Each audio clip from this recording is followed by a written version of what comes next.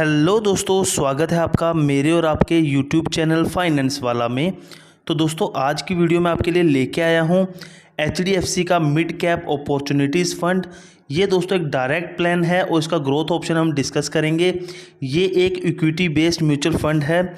इस फंड ने दोस्तों पिछले एक साल में 57.32% का रिटर्न निकाल के दिया है। इस फंड को दोस्तों डिटेल में जानेंगे हम इस वीडियो में। तो चैनल पे पहली बार आए हैं तो चैनल को सब्सक्राइब कर लीजिए और वीडियो को लाइक कर दीजिए। पिछले 3 सालों की दोस्तों बात करें तो इस फंड ने 31.12% का एनुअल रिटर्न निकाल के दिया है। वहीं दोस्तों पिछले 5 सालों की बात करें तो इस फंड ने एनुअली 24.69% का रिटर्न निकाल के दिया है। और दोस्तों जब से ये फंड लॉन्च हुआ है तब से इस फंड ने एनुअली 21.82% का रिटर्न निकाल के दिया है।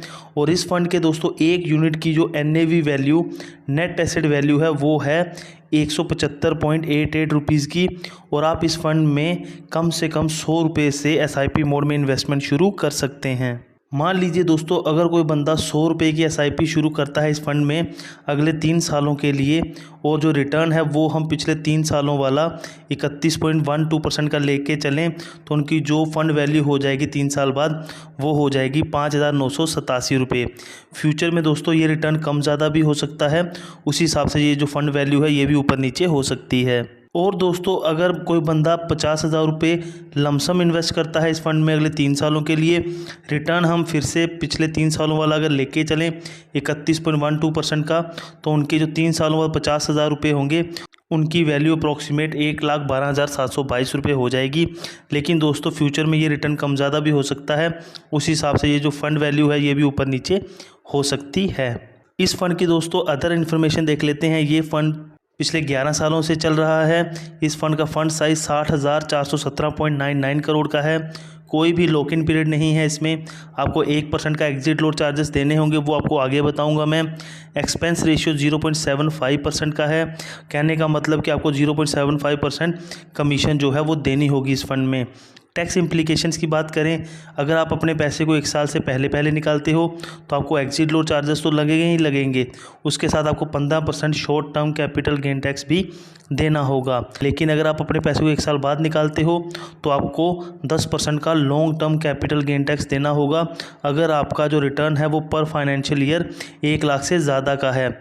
अगर 1 लाख या 1 लाख से कम है तो आपको कोई भी long term capital gain tax नहीं देना है। अगर 1 लाख से ज़्यादा का है तो 1 लाख पे आपको कुछ नहीं देना है, ऊपर के पैसे पे आपको long term capital gain tax देना है। फॉर एग्जांपल अगर आपका रिटर्न 2 लाख का है तो पहले 1 लाख पे आपको कुछ नहीं देना है, ऊपर के 1 लाख पे आपको 10% का long term capital gain tax देना होगा।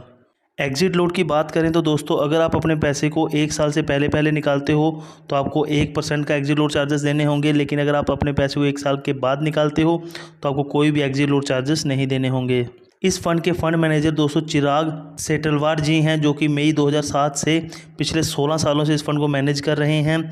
इस फंड की बात करें तो ये वेरी हाई रिस्क कैटेगरी में फ़ंड आता है, बिकॉज दोस्तों ये इक्विटी बेस्ड फंड है। और रेटिंग की बात करें तो एंजल 1 ने इसको 4 स्टार रेटिंग दी है, क्राइसिल ने 3 स्टार रेटिंग दी है, मॉर्निंग स्टार ने 4 स्टार रेटिंग दी है और वैल्यू रिसर्च ने इसको 3 स्टार रेटिंग दी हुई है। टॉप के सेक्टर्स की बात करें दोस्तों, यहाँ पे आपका सबसे ज़्यादा पैसा इन्वेस्ट हो रहा है। तो सबसे ज़्यादा आपका पैसा बैंकिंग सेक्टर 11.12%, उसके बाद इंडस्ट्रियल प्रोडक्ट्स, देयर आफ्टर आता है IT सॉफ्टवेयर, उसके बाद आता है दोस्तों auto components, thereafter that others, उसके बाद फाइनेंस में, thereafter pharmaceuticals and biotechnology में 6.61% आपका पैसा इन्वेस्ट हो रहा है। देयर आफ्टर आता है दोस्तों chemical and petrochemicals, leisure services and consumer durables में आपका 4.83% पैसा इन्वेस्ट हो रहा है।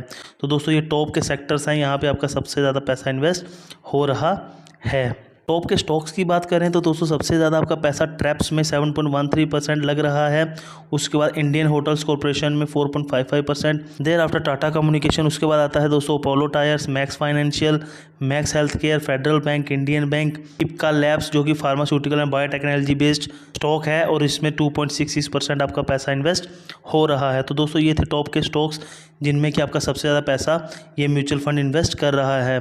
तो दोस्तों इस फंड की सारी जानकारी हमने आपके साथ साझा कर दी। वीडियो अच्छी लगे तो वीडियो को लाइक कीजिएगा, चैनल को सब्सक्राइब कीजिएगा।